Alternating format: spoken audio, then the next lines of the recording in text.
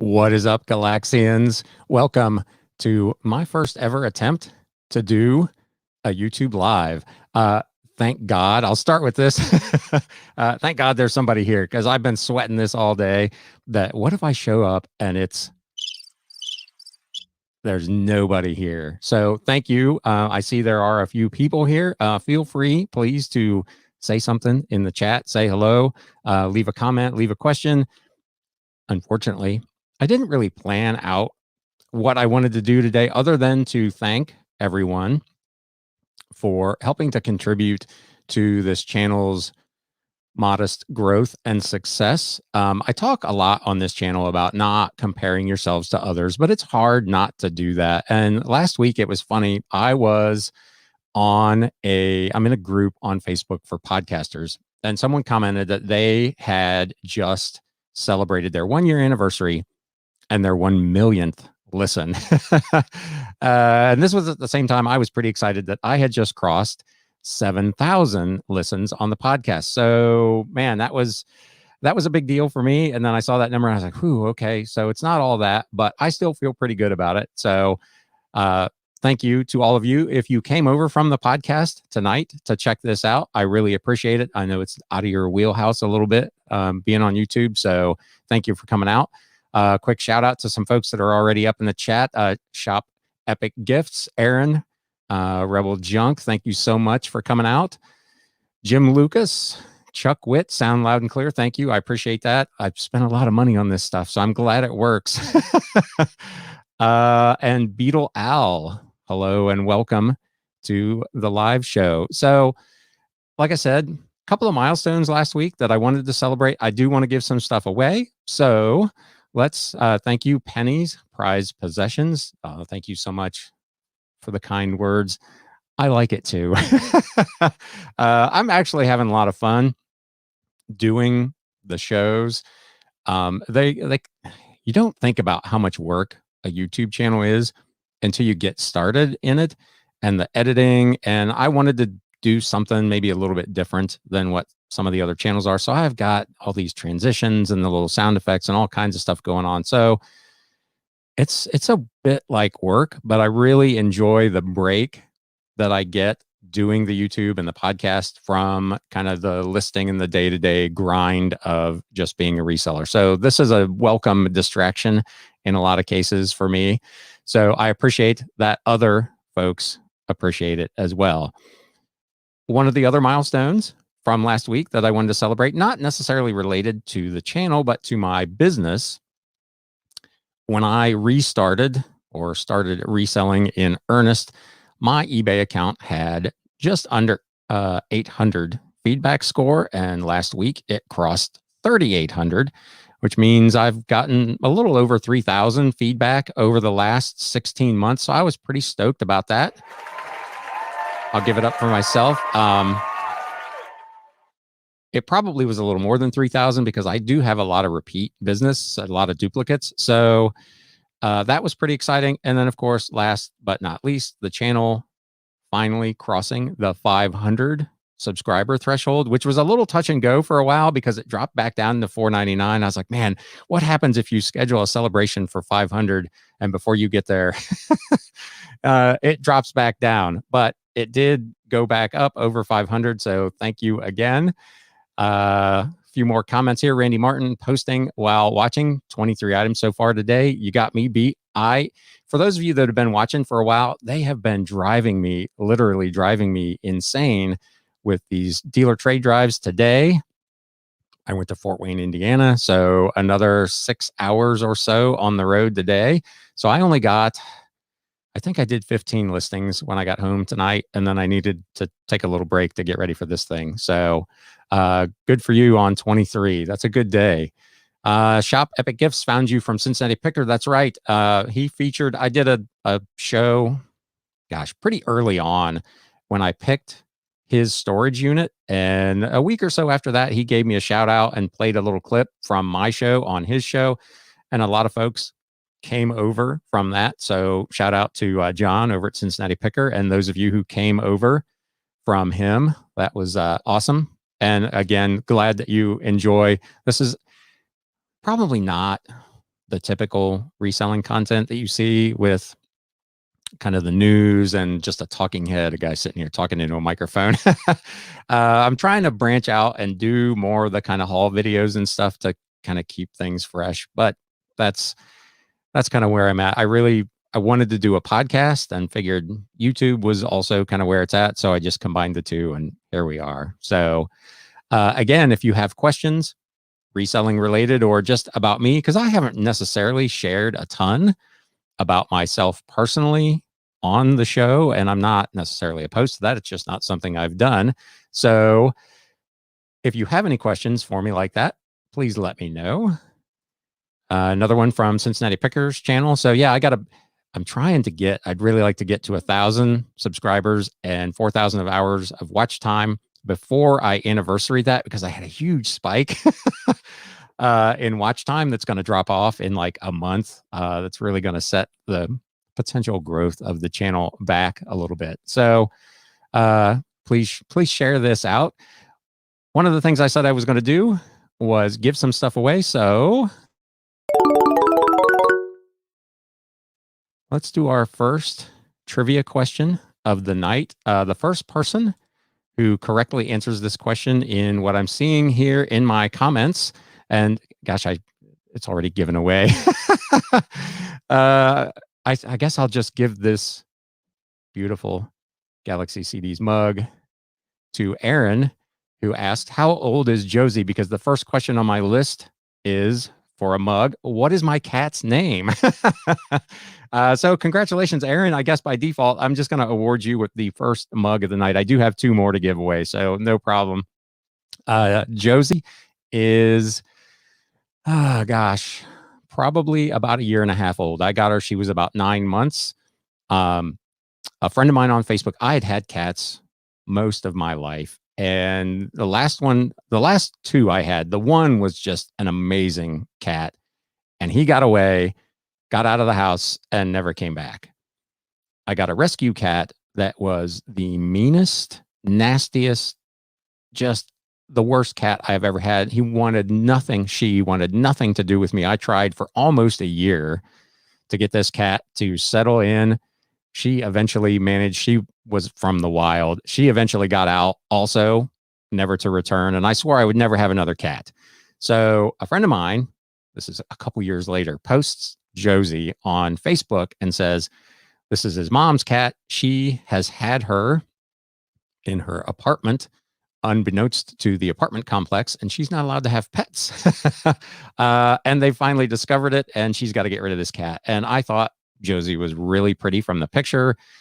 And I had literally just told my mom, never again, no more cats. And I went over and saw Josie, and she was just the most loving, most affectionate cat I have ever been around. And I was instantly smitten, and I brought her home with me immediately. So that's the story on Josie. And again, congratulations, Aaron. Shoot me a message either on DM me on Instagram, or you can email me at galaxycds@gmail.com with your shipping address. And I will ship out this lovely Galaxy CDs mug to match the Galaxy CDs shirt that I saw you wearing on a video a couple of weeks ago. So thank you so much for that. I appreciate that as well. Shop Epic Gifts. Can you tell us about your record store? Absolutely. So going way back, I've been a music nut since middle school, probably, maybe a little earlier than that.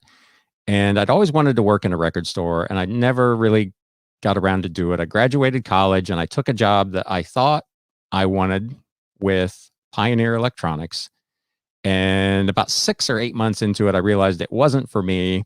And I was just going through the help wanted ads, and I found an ad for a local CD store in Columbus called CD Jungle, which is now long out of business, looking for an assistant manager.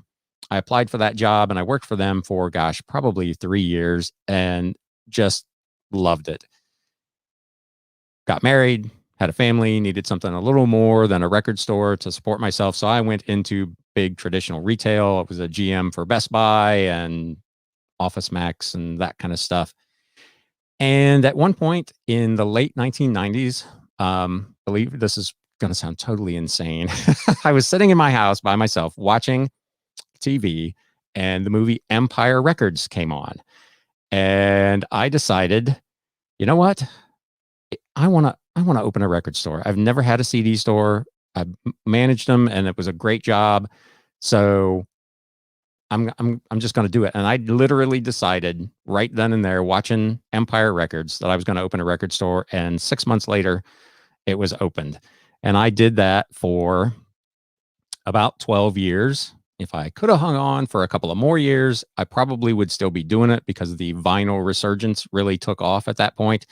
But I was not financially able to make it go with the crash of the economy in the 2008 to 2010 window, and the changing of people's music listening habits to things like Spotify and Pandora. It just crushed what was the retail CD business at that time. So, but it was absolutely a blast. I had art shows, we hosted live bands, we did all kinds of stuff in that store. And I've talked about a couple times on this channel that it's still something that's really important, that really left an impression on people in the community. A couple of times a year, I'll just get stopped on the street by people who will say, hey, I really appreciate what you allowed us as kids to do, to have that place to go and hang out and listen to music and whatever. So it was a really, really wonderful experience. Not the best financial decision I probably ever made in my life, but I wouldn't trade those 12 years for the world. So moving on here in the chat, Randy Martin, how do you prep your CDs? I don't really do a lot. So I've got a little bottle of like glasses cleaner, and the little towel, whatever, the microfiber cloth that comes with those. And I will use that to clean off smudges and fingerprints. CDs that are scratched kind of beyond the point where I think I would want them as a customer, I generally just don't sell. I'll lot those up with something else. I've talked about previously the idea of getting a resurfacer to be able to resurface those. I have not taken the plunge yet. What is the one? The Easy Pro, as a JFJ Easy Pro, is only about $150, and probably would be a worthwhile investment for CDs, for games, to be able to kind of clean up some of the more mediocre CDs. I was fortunate enough that I got that massive 8,000 CD buy, that most of them were in really good condition, and most of the ones that were not in good condition really didn't have a lot of value anyway. So at this point, it hasn't hurt me all that much. But that's essentially it for the prep. When I get ready to ship them, if the jewel case is damaged, I'll swap it out. Obviously, I've got thousands of jewel cases sitting around here in CDs that I'm not actively selling. So I'll switch it out and put it in a good, not cracked jewel case and send it on its way. So I hope that answers your question. If I was buying individual CDs and finding a large number of kind of higher value stuff that was in mediocre condition, I would definitely take the plunge for the resurfacer so that I could take advantage of that stuff. So Anthony, thank you, man. I appreciate it. Anthony was a long time visitor to the old Galaxy CDs retail store, and he attended my big yard sale when I was trying to blow out some CDs. He's ordered stuff off my eBay store. I really appreciate the support. Thank you so much. Thank you, Aaron. Jim Lucas, is it worth it to clean up or repair a high-end book? Picked up a valuable cookbook at an estate sale, but the dust jacket is stained. I'm debating whether to try to clean it or sell it as is. I'm not a book expert by any stretch. Paper dust jackets, I would feel like, are going to be almost impossible to clean without causing further damage. So I probably wouldn't even try. I've found that obviously it's going to impact the value a little bit, but just having the dust jacket there as opposed to not increases the value overall of the book. So I would just include it as is, take some good photos, leave it in the item description that the book has that damage, and any other of the pages tanned or have the little foxing spots, anything like that that would cause someone to be a little suspect about the book, just disclose all that and price it accordingly and get on with life. I wouldn't worry about trying to personally clean a dust jacket. Now, if it's one of the newer ones, the high gloss ones that just got some stains on it that you could take a little cleaner and, wipe that down and clean that up, that's something different. But especially an older book with non-glossy kind of matte paper that's already probably super thin and worn, I would be real hesitant to do that. But that's just me. Hello, thanks for coming out. Vanjam, big supporter, comments on every video. I can't tell you how much I appreciate you coming around all the time. JFJ, Easy Pro, thank you. Randy, he says it is worth it. It's brought a lot of them back to life. So there you go. If you are like me on the fence about that thing. And there's another one, and I don't recall the name of it. It's super expensive. It's like $1,500. And Lonnie down at Shed Flips, I think, just did a follow-up video. He had bought one of those, and he's done a subsequent video where he talks about whether or not he thought it was worth the investment. I have not watched that video, so I can't tell you what his answer was. You'll have to go check it out yourself. Penny's Prized Possessions. Do you ever sell vinyl? And if so, any particular genres? I do. I sell a little bit of everything in vinyl, but I'm hesitant with vinyl because of the grading. Grading vinyl is really, really difficult. What I think might be good, you might think is poor or fair. It's a really tough thing to do. So generally speaking, they've got to be in pretty good condition before I'll consider selling them online. If they're marginal, I generally take them to my antique booth where people can obviously have a chance to physically inspect it before they make a purchasing decision. I also tend to grade pretty conservatively. So even if I think it's near mint, I'll usually call it very good. And obviously at the back end of that, you end up getting feedback that says this thing was better than advertised, which is a much better position to be in than to say this thing is very good and it's junk. And somebody says this was junk and leaves you negative feedback. So in terms of genres, I'll do a little bit of everything. Classic rock, 60s through maybe early mid 80s seems to do the best for me. But I've got old big band stuff on 78. I've got some country. I've got some gospel. I've got a little bit of everything that I'll put out in the various channels. And there's a buyer out there for just about everything. But a lot of it, again, they're rough condition, $1 or $2 records. And it's almost hard to justify doing that on eBay when you figure in the fees and the time. So I tend to do only the things that look like they might be a little higher value.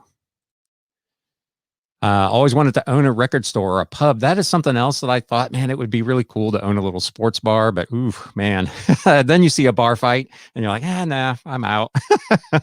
But yeah, just something to get people together. And that was one of the great things about the record store was like I said, the community that kind of formed around it. People coming in and hanging out. I had a couch there. Literally, people would just come in and sit on that couch for hours. So the Eco Pro, yes, thank you, Jim. That is the expensive one, the Eco Pro. It supposedly does a fantastic job. Again, you can check out Lonnie over at Shed Flips and see what he has to say. He has actually used one extensively.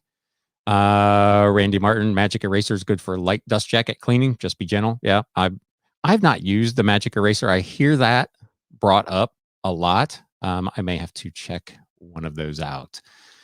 Working fashion model.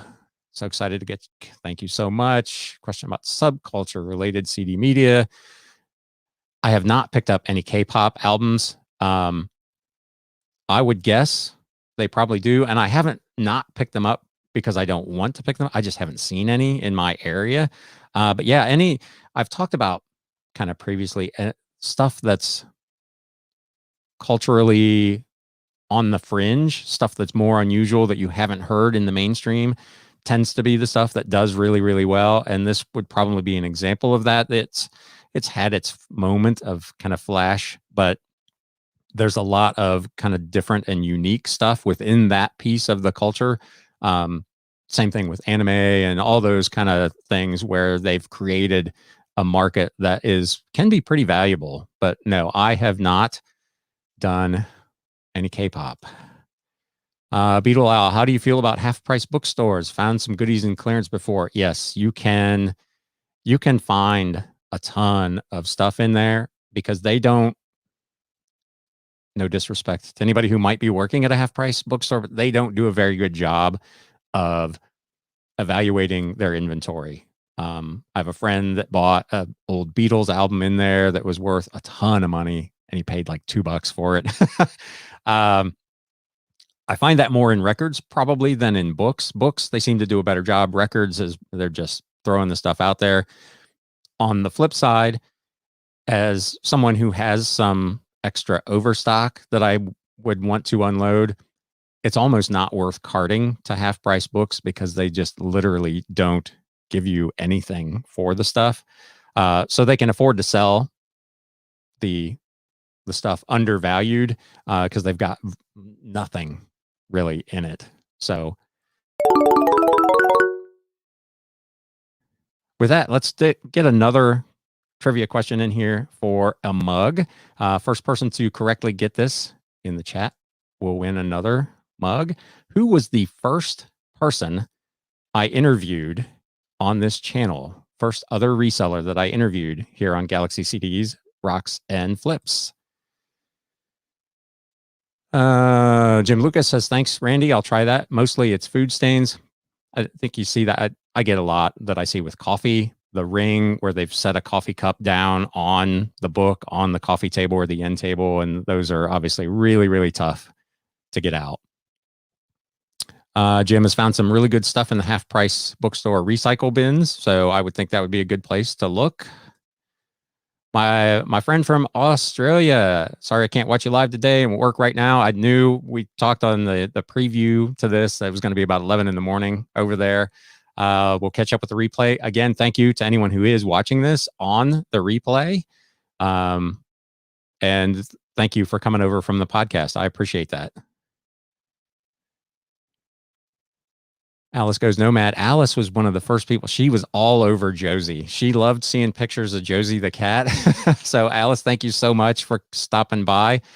Sorry to see that you had to give up reselling due to health issues. I hope you are okay and doing well, doing better. Yeah, I can see this is, I think a lot of people kind of get into reselling with the notion that it's easy money. You watch some of these videos and they make it look like, oh, you just go and you pick up some stuff and you put it on eBay for $1 million. And that's not the case, man. This is a slog. This is a lot of work. It's one of those things that it's simple, but it's not easy. And I think a lot of people get misled when they see those things online and think this is quick, easy money. And it's not. It's a lot of work. And if you have some physical, I was helping somebody move years ago and I've messed up my back a little bit. And there are times where I'm lugging, tubs full of books where it gets really, really difficult. So I can certainly empathize with that. Alice, you just missed us talking about Josie earlier. I don't have a picture handy here that I can pop up. But if you're inclined to follow anybody on Instagram, Josie the cat gets a mention several times a week over on my Instagram. So check that out. Randy, absolutely. Got to grind. It is work. Yep. A lot of work. Chuck Brandy, no, she was not the first. She was one of my favorite. I just love Brandy to death. I love her channel. If you haven't watched My Reseller Treasure, go check her out, especially if you're into vintage toys and old Barbies and things like that. She's got a fabulous channel. I'm not sure if she's here tonight. She mentioned that she was going to come out, but congratulations to Brandy on her move to her new home. Alice, where are you? There we go. A lot of work, but I enjoyed it. Yeah, absolutely. Love doing this. It is a blast, but it is not easy. Congratulations, May 1st for Randy, 1 year anniversary. Mine was in October, went full time in October of 2019. So I got in kind of right before the pandemic. You got in kind of right during the pandemic. That's something that's going to be interesting, actually, to watch. And it'll be in this week's podcast in the news section. We'll be talking a little bit about the big companies, eBay, Mercari, Poshmark, have all already started to talk about declining sales numbers, or at least declining sales growth, as the pandemic begins to wane and people start to get back to normal. So that's going to be really interesting to watch with resellers as well. Jim Lucas, Tesla Picker. No, I have not actually talked to, I think it's Dave, Tesla Picker. He's one I definitely would like to have. He's got a great channel too, man. He is a riot. His kids are a hoot. If you're not following him, you should definitely go check him out. But no, I have not spoken to him. Josie has to make an appearance on a live sometime. I'd have to move everything upstairs. I don't let her down here because there's so much stuff that she can get into and get under, and then I can't find her, and it's just a lot of drama. So we'll have to sort something out to get Josie in on one of these things. Still looking for a winner on this. He is on the West Coast. He has a great channel. They do a Wednesday, I think they call it the Hump Day Hangout with Regina Michelle, if that gives anybody some hints on who my first interview was on this channel. Again, for a mug. And let's see what else we can get into here.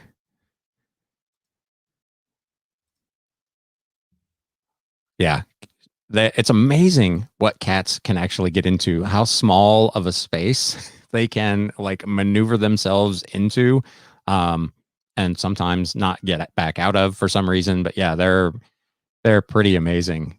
Should sleep between the dishes. Yeah, they'll sleep anywhere. It's amazing. Chuck note, Dave, I assume you're talking about Dave Midwest Picker. I did interview him. He was not. However, the first one, she's going to try to search. So I'm trying to think what else I could give as a clue. He is on the No Cap podcast with Lewis Moore III and Hyphy Gold and 3Gen Hustle, if that helps anybody out. So to just talk a little bit more about my background and why I decided to get into reselling while we continue to wait for a winner on this particular question. I didn't think this one was going to be that hard. I'll give you another hint. It was the only interview I did that did not actually have video with it because I got some kind of technical error with StreamYard and it did not capture the video. Alice says, check out Dante, Prison to Profit channel. He's fantastic. I do watch his stuff. His energy level, man. At my age, I wish I had that kind of energy at this point. There we go. Ding, ding, ding. We have a winner. Derek, yes, Fundamentals of Side Hustling was the first interview that I did on this channel. I had seen him on somebody else's channel, and like I was getting ready to get into, we shared a very similar background in that we both had been kind of big retail managers over the years. So we had that experience that we brought into reselling. So I thought he would be a really interesting person to talk to. So that's why I invited him on the channel and why he was my first interview. So please send me, again, either on Instagram, you can DM me your shipping address, or you can email me at galaxycds@gmail.com and I'll get this mug right out to you. Dave, Midwest Picker in the house. Thank you so much. I looked for you last night. So I was sitting on my couch at like 7:45 and I got on YouTube and I did not see anything. I couldn't find anything on your live for last night. And I thought, well, I know they're moving and everything, so I guess he's just not doing one tonight. And I went and did something else. And then this morning I get up and I see on Instagram your post for your live last night, like always at 8:00. So I don't know how I missed it. If you're not checking out Dave, Midwest Picker, he's got a really fun channel. He does a live every Sunday night, pretty much every Sunday night at 8:00. Does all kinds of crazy taste tests and wacky foods and all kinds of stuff. Really, really fun channel. If you're not doing anything on Saturday or Sunday nights at 8 o'clock Eastern, definitely worth checking out.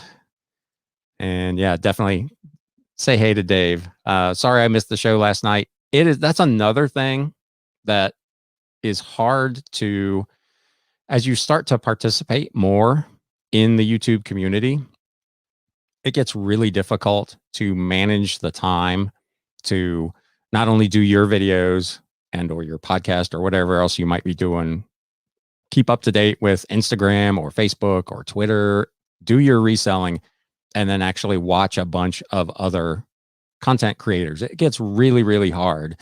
And I'm not one, I'm terrible at this. If there's a TV on, man, I'm like laser focused. I can't do anything else. So I'm not one of these that can like put it on in the background and have it playing while I'm working, while I'm doing my listing or whatever. I just can't do that. So I very rarely watch YouTube. Sometimes I'll listen to them or I'll listen to a podcast, but it's hard for me to watch a lot of channels. So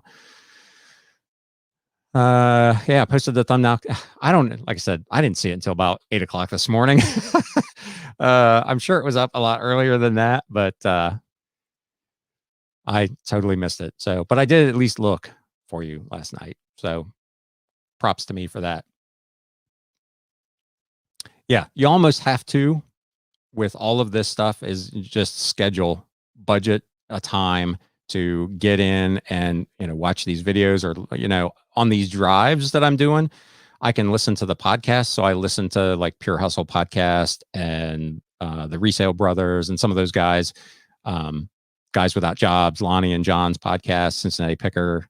So podcasts are much easier for me because I generally in a week I've got some hours where I can't do anything else really because I'm driving. So that's pretty helpful. But Aaron says, really need background noise when I'm working. I do. I always have something going, but it's usually music or something like that. If it's a video, my eyes are drawn to the video. It's hard for me. Like if I'm at a sports bar and trying to have a conversation and there's a TV above that person's head, I'm one of those guys that you think is not paying any attention because I'm like looking at the TV all the time. It's a bad problem to have, but it is that's where I'm at. Alice says, forgot how much I enjoyed listening to you. Thank you so much. I was not ever a DJ. It's something that at one point in my life, I thought I wanted to pursue. And it's very hard to break into. There's not, unless you're a mega star, there's really not a lot of money in it. And I don't like getting up at 3 o'clock in the morning to do an early morning show or something like that. So I just never really pursued it. So doing this podcast and this YouTube channel is kind of allowed me to scratch that itch a little bit. So I'm glad that people like it. And hopefully they're getting something out of it as well. So I appreciate it. Did a little college radio. Nice. I did a lot of writing. When I was in school, not so much in college, but more through high school, I did for the local weekly newspaper. I did a lot of sports writing and photography. So journalism was something that I actually had thought about pursuing at one point. But that was another field that it just didn't really look like there was all that much money in. And then now here I am at 55 reselling other people's junk out of my basement and still not really making all that much money. I'm making a living, but all those aspirations that you have kind of when you're younger and you're in school and you're thinking about, man, I want to have this career and I want to make six figures and I drive the nice car. And then eventually, at least for me, I reached a point where I just didn't care about that stuff anymore. My time to pursue things I am really interested in and really passionate about was more important to me than necessarily making big money. And that was one of the reasons I transitioned out of kind of the traditional workforce on two occasions. You could say that even when I opened my record store, that was a step out of kind of traditional potential to make money kind of thing. So that's that. Let's do another trivia question. This one, let's do this lovely shirt bright red, no, red, orange, I guess. Sometimes it's hard to tell on the screen, the colors. So for this one, I talked about in a video quite some time ago that I thought there were some definite keys to success. You don't have to get them exactly right, but I said that I thought a handful of things were keys to your success. Can anybody tell me what I said those were, or paraphrase that for me? What is the key to your success? Right. With my free time, I've actually thought about doing voiceovers. I honestly have no idea how to even look into getting into that, but it is something I think it would be a lot of fun. And in kind of in the past, in my work career, when they wanted someone to do like PA announcements for a sale or whatever, I always kind of got roped into doing that kind of stuff. So, yeah, voiceovers, that is something that might be interesting to do kind of as another side gig. And it's something you can kind of do on your own time and at your own pace, in your own house. So definitely might be fun. Vang and passion is better than money for sure. That's my route. Absolutely. You've got to obviously have enough money to survive. And I've talked about that here on this channel too, when I've kind of disclosed my, cost of living situation. I'm in a position where I don't need a lot of money to be able to survive. So I can even be really choosy about the things that I choose to sell in my reselling business. I don't have to look for home runs. I can kind of target fields like music and media that I enjoy that are not necessarily going to put me in a six-figure category, because that's not my financial goal with this. So Dave says, I'm 55, but I feel 105 after trying to pack and move. I bet. I keep thinking about finding like a commercial space, because my house is literally full of stuff. And it would be nice to get some of my rooms back for me and Josie the cat. But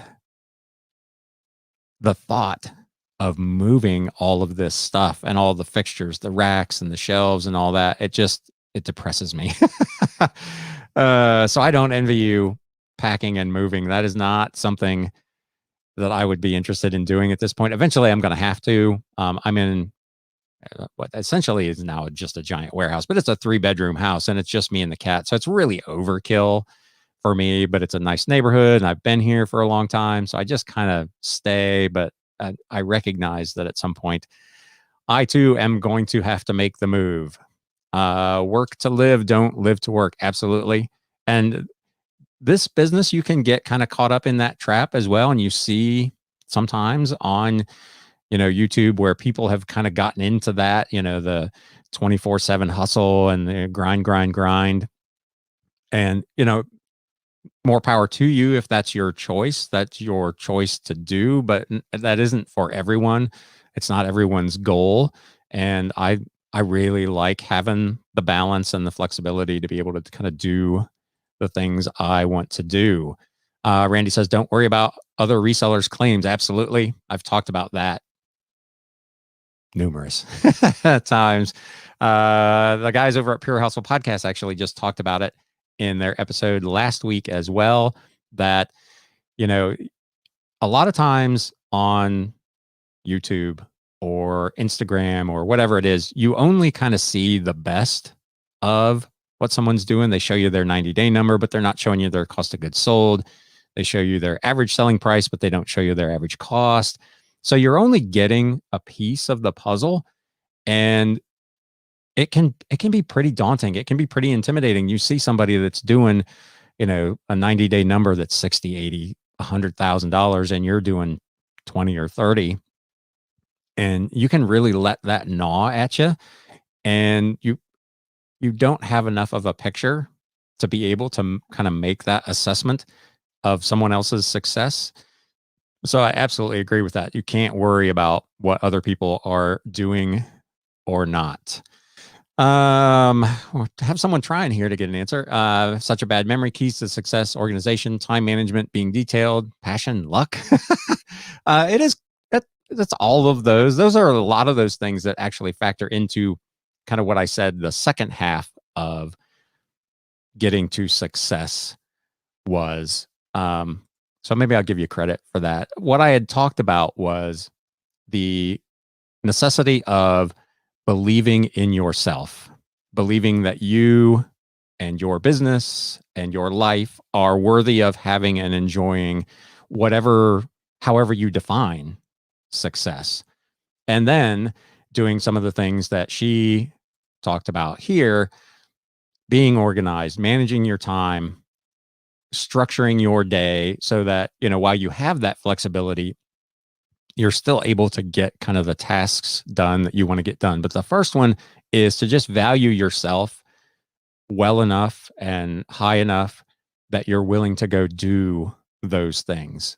If you don't believe in yourself, if you don't believe that you're worth achieving that success, it's very, very difficult to go do, and it's very difficult to get anybody else kind of to buy in. So Randy Martin says to be realistic about it. Yeah, you have to, kind of know your lane. I know I'm selling CDs and movies and books and, the occasional piece of electronics. So my raw gross numbers are not probably ever going to be enormous, but I can still make really good money on that stuff if I do it right, if I do the buying right and, market the stuff correctly. So there's still a way to do it, kind of outside of what other people might say you have to do. Pear tree finds list every day. Absolutely. I did see, there've been a couple of people, I think RK Treasure Center channel just did something where they had talked about they had not listed anything for quite some time. I know Dave Midwest Picker has also mentioned because of his move that he has not been listing in some time, and he is still getting sales. So I agree that listing every day is important, but I'm not sure it's as relevant to the eBay algorithm as we might think that it is. It definitely does trigger some things, and I talked about this a couple of weeks ago. Even using lists perfectly, it essentially goes in and opens a revised listing in eBay and then opens that listing in Mercari and transfers the information over. I have been selling quite a bit of stuff on eBay that has been in my inventory for a very, very long time just by doing that process. And I know people talk about going in and revising listings and closing them and doing sell similar and all that kind of stuff. So there's a lot of things that can kind of trigger the algorithm. For me, the biggest advantage to listing every day is to just keep putting fresh new inventory out there to add to my catalog of stuff. So Media Picker listing DVDs as I watch the live stream. Awesome. Derek, thank you for stopping by, man. I appreciate it. You were the answer to a trivia question a little bit ago as the first ever guest on my show. So thank you. I appreciate you stopping out and always watching and commenting on these videos. It means a lot to me. Again, I've talked about it before. The community that has kind of formed up around this little group of content creators is really meaningful to me, and I think it is to you as well. So I really appreciate you stopping out today. Amen. Believe in yourself always. Yep. No, nobody else is going to believe in you until you do. So I learned that a long, long time ago. You are worthy of success, and then you do the things you need to do to be successful. Absolutely. Working fashion model, true and wise words. I don't know. Am I a wise old man now? But thank you. What's the saying? Something like how comparison is the killer of contentment. Yes, there are several versions of that. It's the thief of joy is another one that I hear regularly. Finding that balance between constructive and destructive self-critique is a journey. Absolutely. You have to be realistic about yourself and where your weaknesses are so that you can work on those things and improve them. But you, again, in your core, you've got to believe that you're worthy and able of fixing those things as well. So absolutely. But yeah, self-critique is vitally important. And the old line about don't take criticism from someone you would not take advice from also holds true there. So if you get somebody that's giving you some grief about something you're doing or not doing, think about whether they're worth listening to. Alice goes, Nomad says, I tweak listings when I couldn't list every day. That moves listings up on the algorithm. Absolutely. It seems like anything that you can do to keep activity on your store, sending out offers, responding to messages, showing that your store is current and active really seems the algorithm really seems to reward that. So Derek, thank you. And some hellos here. Brandy, thank you. I gave you a shout out earlier and said the usual very nice things about you and your channel. So thank you for coming out. I appreciate it. No worries on being late. I absolutely get it. Life happens. Thank you, Steve, so much. Thanks for coming out. Thanks for the congrats on the 500. Like I said at the beginning of the show, it was a little touch and go there for a minute. As soon as I put the Instagram post that I was at 500, somebody unsubbed and I was back down to 499. I was like, oh man, this stinks. But it got right back up there. Alice goes on to say, and it seems that like when I ever rejected an offer, the item would sell a day or two later. It must be because the algorithm picking up the interest. Yeah, very well could be. I've noticed that as well. I've had several items that I either counter offered and it didn't get accepted, or I just outright rejected. And then a day or two later, boom, the thing sold for full price generally. So yeah, that happens all the time. What is in your personal music collection? So when I decided back in 2012 to close my record store, I signed up for Spotify Premium. I went to the dark side. I went online, and I literally do not own for my personal collection any music at this point. I don't have any CDs of my own, any records, nothing. It is literally all on Spotify. I don't even know how many Spotify playlists with over 10,000 songs on them. So I've got a lot of stuff that I listen to.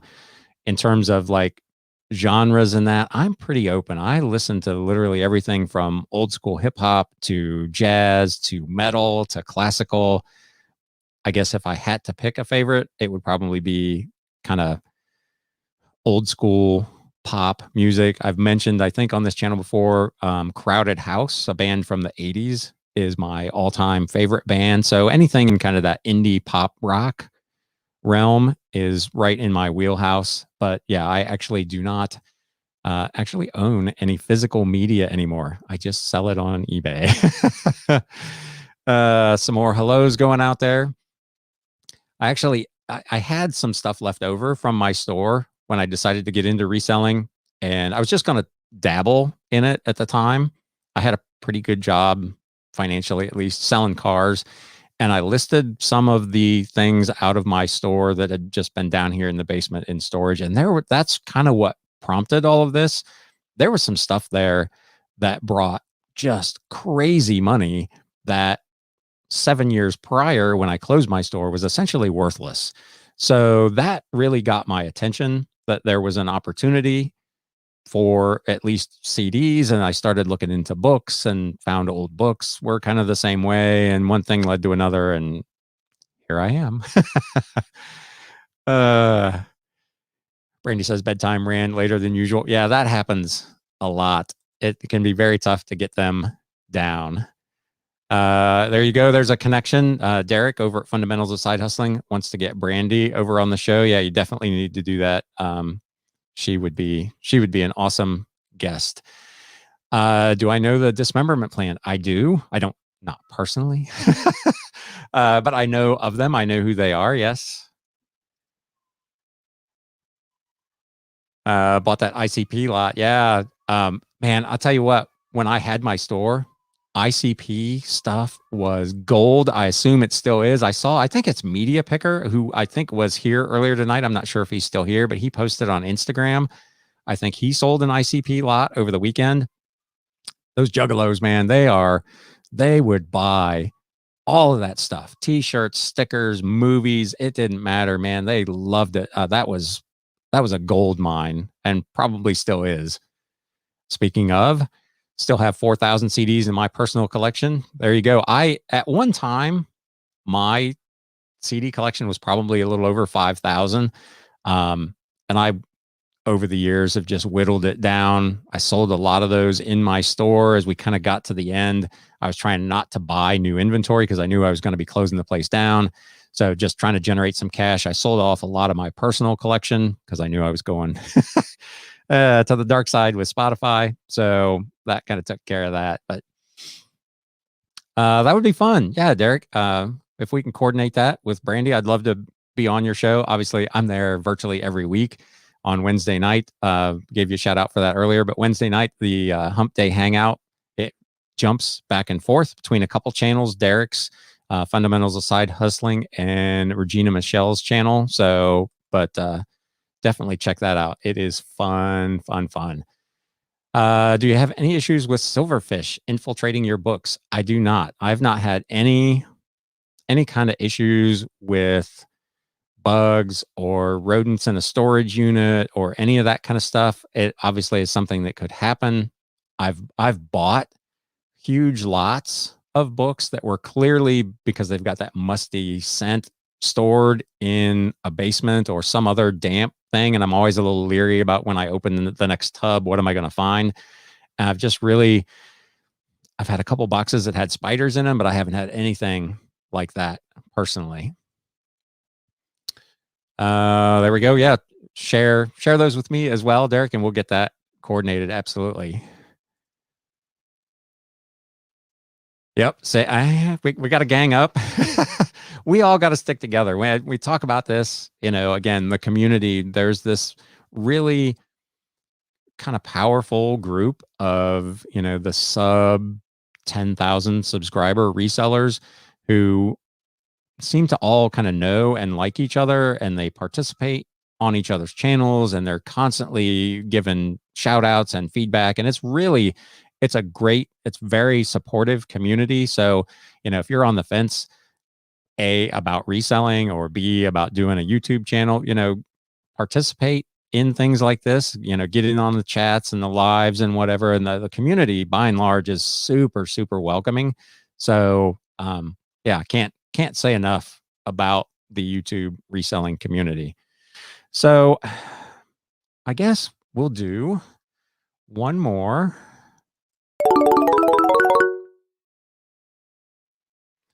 Trivia question. This one for this lovely Galaxy CDs hoodie, Heather Gray. It is a large, probably a men's large, real nice Hanes Eco Smart. So it's even eco-friendly, really nice hoodie. So again, as with the previous one, first person in the chat to get this correct. When did I originally start selling on eBay? When did I originally start selling on eBay? Yeah, and Brandy, obviously echoing what I just said there. The community has been really, really great. I'm sure it's like anything. There are a few people that I just don't watch because I don't like their presentation. Everybody's not for everybody. So, find the people that you vibe with, as Derek would say, and run with that crew. And you can really get a lot done, get a lot of support. 76, you're funny. eBay was founded in 1995. So while I am old enough to have probably participated in eBay, actually, no, that's not even true. I'd have been 11 years old in 1976. So I could not have opened an account. So, yeah, we struggling. No, that's close, 1998, but not quite right, Randy, but you're in the ballpark.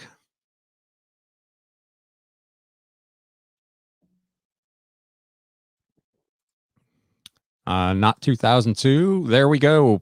Prenny's Prized Possessions is our winner. Yes, I opened my eBay account in 2000.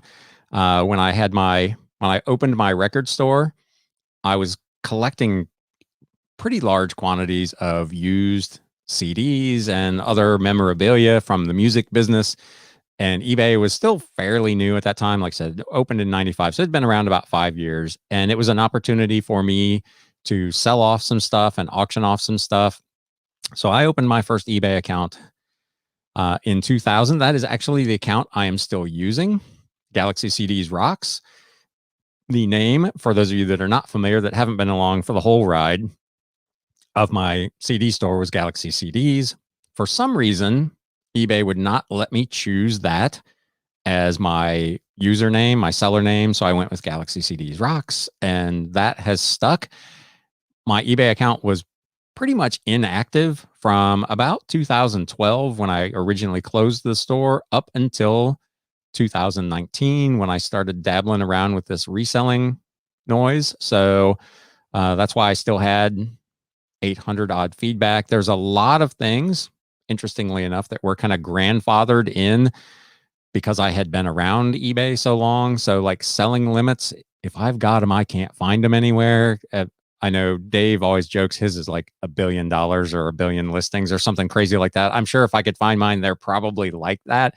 But I can't even pull it up in my seller hub. I don't know what they are, but yeah, I'm not quite an OG on eBay, but awfully, awfully close. So, I don't know if it was exactly June. That is when I opened my record store, was June of 2000, but I think the eBay account actually came a little bit later. It was probably in the fall of that year, but that's pretty good. Good guess, and spot on when I actually opened the store. So that's pretty cool. So our winner there, again, reach out to me on Instagram if you're not following me over there. It's at Galaxy CDs Rocks. You can DM me there, or you can send me an email at galaxycds@gmail.com and give me your address and all that good stuff, and I will get this hoodie right out to you. I had one more trivia question, but we actually kind of gave it away earlier when we were talking about owning the record store. The question was going to be, what did I say was the best job I ever had other than this one? And we already talked about that when I had the CD store, that was just, that job was the bomb. So I get asked actually pretty regularly about, would I do that again? And I probably would not. And I just don't think I want to be tied to the hours that you put on the door of a retail store again.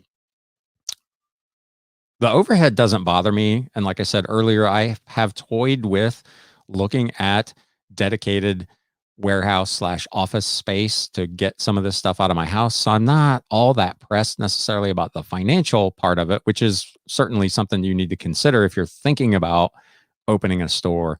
But when you have a retail establishment and you put on the window that you're open, whatever it is, even if it's just noon to 5, you're locked in to that noon to 5. You've got to be there, or you have to pay someone else to be there. And you end up being stuck just like you were stuck if you were working for someone else. And I'm at a point in my life where that is just, as much as I loved having that store, that's not something that I want to be tied down to again. Tomorrow morning, if I want to sleep in a little late and get a late start, I can totally do that and still have my day structured to get the things done I want to get done.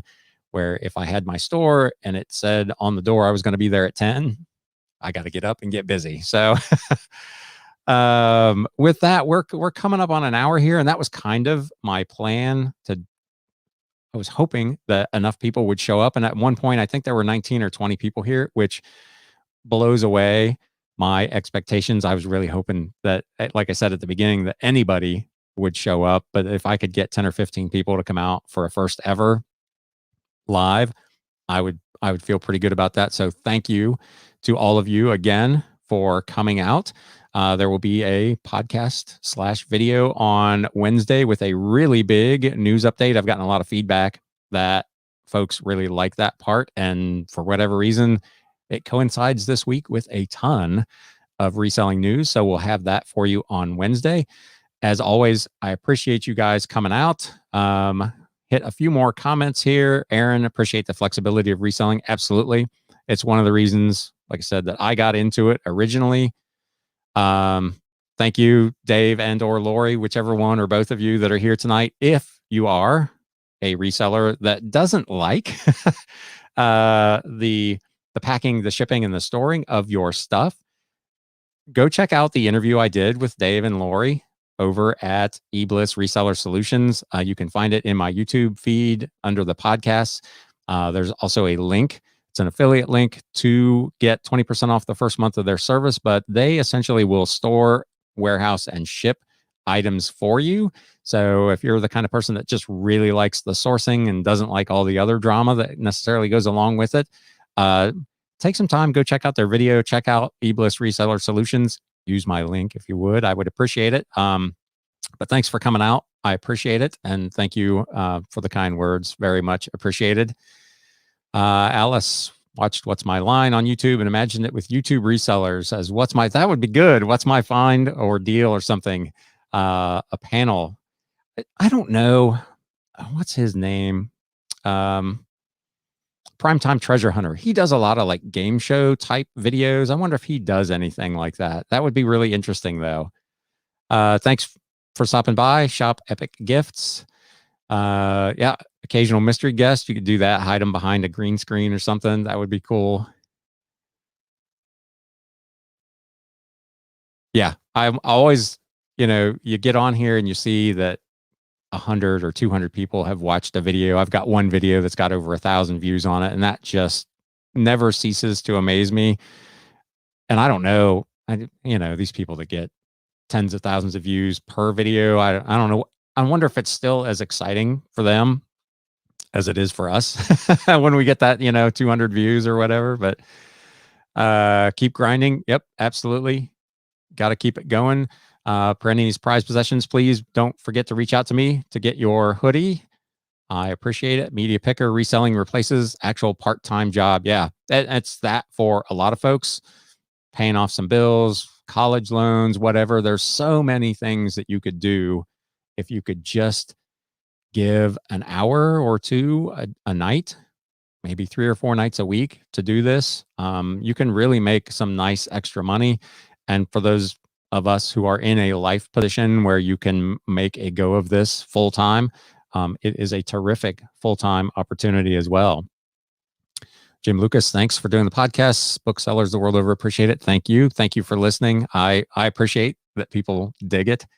Thank you. High fives all around. Thank you guys for coming out. And as always, I will close it with this. And now it's time to sell. Thanks for coming out, guys. We'll see you on Wednesday. Bye-bye.